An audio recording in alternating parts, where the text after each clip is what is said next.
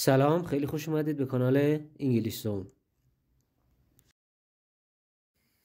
مانیتور مانیتور مانیتور مانیتور کیبورد کیبورد کیبورد صفحه کلید ماوس ماوس ماوس همون ماوس یا به اصطلاح فارسی موشی، همون ماوس. پروسسور پروسسور پروسسور پردازنده. مادربرد مادربرد مادربرد مادربرد. هارد درایو هارد درایو هارد درایو هارد دیسک. گرافیکس کارت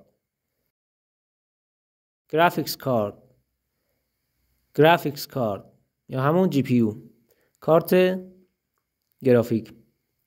رم حافظه رم.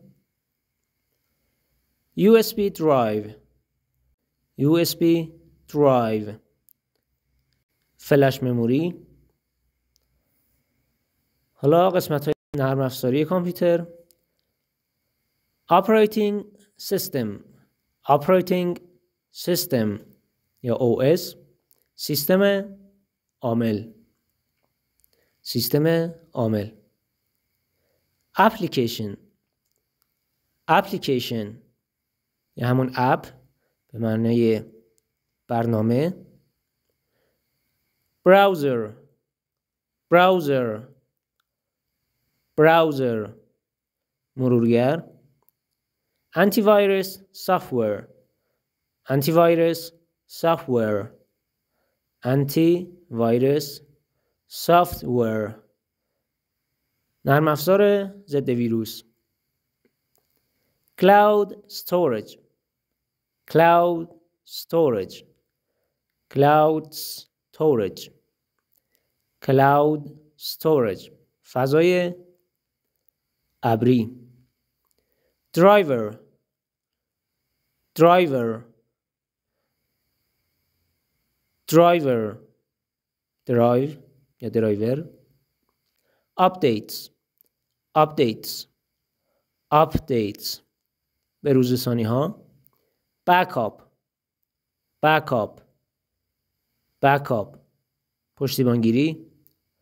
license license license مجوز. search engines موتورهای جستجو مثل همون گوگل، بینگ و غیره. social networks social networks شبکه‌های اجتماعی مثل اینستاگرام، فیسبوک و غیره. streaming services streaming services streaming services سرویس های پخش آنلاین من جمله نتفلیکس و یوتیوب و غیره. e-commerce websites e-commerce websites e-commerce websites همون وبسایت های تجارت الکترونیک مثل آمازون، ایبی و سایت های دیگه. online education platforms online education platforms online education platforms پلتفرم های آموزش آنلاین پلتفرم های آموزش آنلاین. خب به انتهای این قسمت از آموزش رسیدیم. امیدوارم که براتون مفید واقع شده باشه. تا آموزش بعدی، خداوند یار و نگهدارتون.